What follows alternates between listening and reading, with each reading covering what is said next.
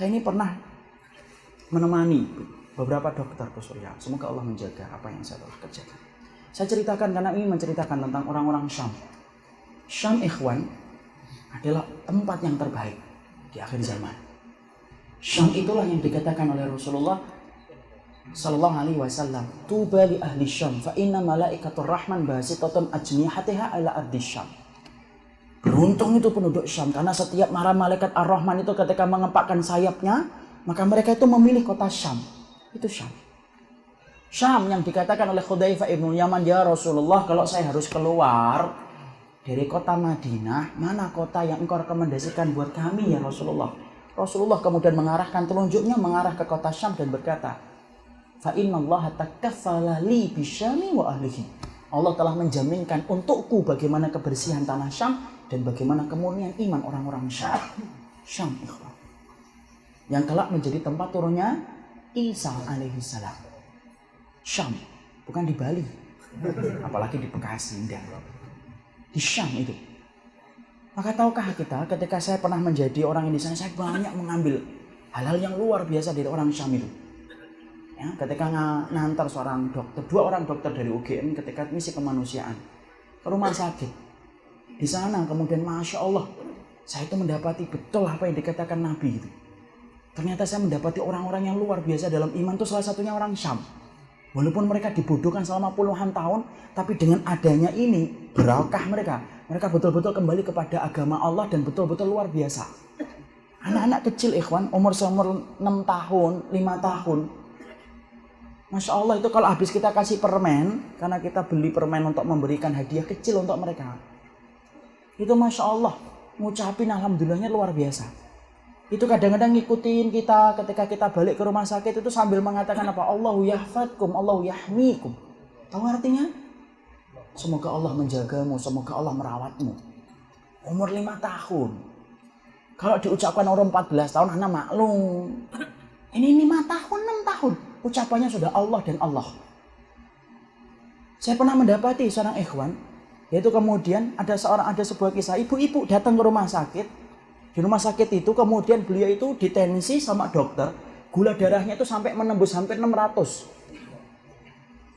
Dia merasakan sini pusing kepalanya, susah dan berat. Saya sampaikan, saya penerjemah, saya sampaikan ke dokter. Dokternya dengan ngomong gampang, Ustaz, ini gulanya tinggi, suruh jangan banyak makan, dikendalikan makannya. Saya kemudian cerita, saya sampaikan, saya terjemah, ala tuksiri fit ta'am. Jangan banyak makan ya Umi, wahai ibuku, jangan banyak makan. Ibu itu ngeliatin saya lama dan berkata, antum datang dari mana? Dari Indonesia ya? Iya. Yang sama dokter ya? Iya. Antum berapa kali makan di sini? Sekali. Kadang-kadang kalau ada rezeki 2 kali. Karena tidak pernah kita makan itu kecukupan di sana. Sekali atau 2 kali. Kemudian ibu itu berkata, antum tahu kok makan di sini susah kok. Kok antum bisa ngomong ke saya supaya jangan banyak makan? Padahal saya cuma menerjemah. Saya mau ngomong itu loh dokternya. Tapi kan Masya Allah, masa saya nyalain dokter? Ya sudah, saya bilang sudah. Kemudian saya ngomong lagi ke dokternya. Dok, diagnosa antum salah. Ini kan kita jarang makan. Oh iya Ustaz, saya lupa. Maka kemudian dokter ini ngomong lagi, kalau gitu Ustaz kasih tahu ke beliaunya supaya kemudian jangan banyak pikiran. Saya tahu itu pasti salah lagi. Hakikatan wallahi ini, saya kemudian sampaikan apa adanya. Ya saya sampaikan, Bu, jangan kemudian banyak mikir. Ibu itu ngeliatin saya kembali, saya tahu nih salah. Ya sudah, saya diem aja. Terus kemudian ibu itu ngomong, saya tuh punya 2 anak, 2. Yang satu diambil Nusairi ketika habis pulang dari masjid, yang satu diambil di tengah jalan. Kalau hidup di mana, kalau mati kuburannya di mana? Ente ngomong sama saya supaya saya jangan banyak mikir. Lah yang mikirin anak saya siapa? Coba ikhwan. Anak itu diem. Nangis beliau ikhwan. Air mata itu jatuh. Nangis sesenggukan. Hidup sebatang kara. Suaminya sudah meninggal terkena reruntuhan bangunan. Susahnya luar biasa. Syukur kita ini diberikan oleh Allah banyak kemudahan dalam ketaatan di sini. Makanya Masya Allah kemudian akhirnya beliau itu menceritakan kayak gitu. Nangis, senangis-nangisnya. Lalu kemudian antum tahu, hal yang membuat saya takjub adalah ketika di sela-sela dia menangis, saat tangisnya itu tiba-tiba dia berucap, hasbiyallah la ilaha illallah. Cep, berhenti, sapus air mata, hilang. Seakan-akan kemudian sebelumnya itu tidak pernah nangis yang hebat. Dengan mengatakan hasbiyallah la ilaha illallah. Saya cuma husnudzon, Masya Allah, luar biasa. Kalau kita dulu di sana cuma 1 bulan pulang. Kalau mereka sampai kapan? Tidak akan pernah batas tahu akhirnya. Karena nanti peperangan di akhir zaman itu terjadi di mana? Di Syam, di Ghawthah. Sampai kapan mereka akan berhenti? Tidak pernah kita ngerti, ikhwan. Kalau bukan orang yang hebat, tidak mungkin Allah akan timpakan ujian yang sedemikian hebatnya. Kecuali Allah timpakan kepada orang yang hebat. Itu orang Syam. Syekh Husnudzon ini yang menguatkan mereka siapa? Malaikat. Sebagaimana salah satu di antara yang pernah saya dapatin, kita mau sholat maghrib dan isya. Karena saat itu kita akan memberikan bantuan, yaitu obat-obatan dan makanan. Maka kemudian kita itu menjamak sholat. Ada orang di sana mengambil madhab itu, ada salah satu madhab bahwasanya jamak itu tidak boleh kecuali dalam keadaan perang. Merujuk kepada pendapat Ibunda Aisyah radhiyallahu anha. Maka kemudian ketika habis sholat maghrib, saya ngimamin selesai. Lalu kemudian saya berdiri, ada yang komat. Dia langsung tidak suka. Ini mau ngapain ini? Sholat isya. Tidak boleh. Kita dalam keadaan tidak ada serangan. Kalau ada serangan baru dijamak. Kalau tidak ada serangan tidak boleh dijamak. Saya tahu itu salah satu pendapat fikih. Tapi kemudian saat itu kita memang betul-betul memerlukan untuk sholat. Kita mau sholat, kemudian beliau itu narik-narik tangan saya dan tidak membiarkan saya untuk takbiratul ihram. Kemudian tarik-tarikan tangan. Saya bilang, Pak, saya mau sholat. Tidak boleh, nanti sholat isyanya.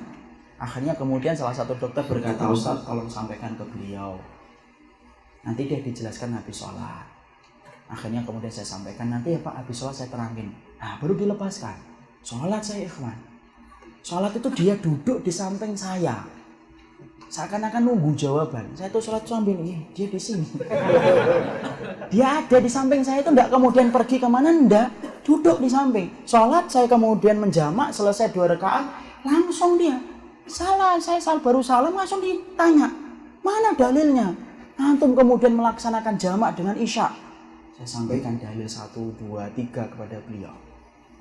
Tiba-tiba beliau pergi bangkit, kemudian dari duduknya ke belakang, ambilkan air putih gelas kecil, teh dingin lah.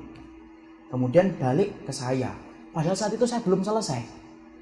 Kemudian saya bingung, ini setuju pendapat saya atau enggak gitu. Kemudian saya ngomong ke bapak itu, Pak, bapak gimana yang tadi saya sampaikan? Bapak sudah paham atau belum? Afahimta minal mawdu'at wal ahadits allati dzakartuha. Paham enggak bapak? Kemudian bapak itu malah kemudian ngeliatin saya dan berkata, Masya Allah, antum kalau sudah menyebutkan nama Rasul, ya tidak ada kewajiban saya untuk tunduk dan patuh. Sudah selesai. Antum yang salah nanya kepada saya. Antum sudah nyebutin dalil kok masih nanya ke saya setuju atau tidak setuju. Salah pertanyaan antum. Masya Allah, ikhwan.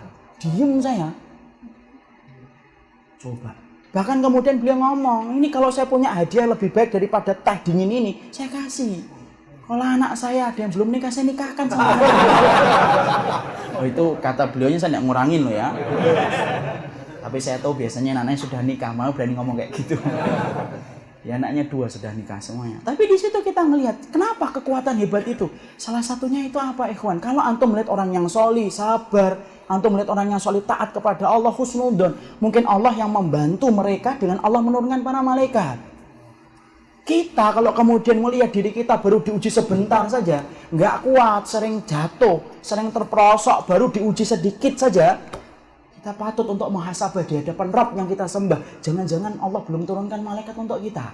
Karena apa? Karena jelas kalau Allah itu mencintai antum, Allah akan turunkan malaikat kepada kita.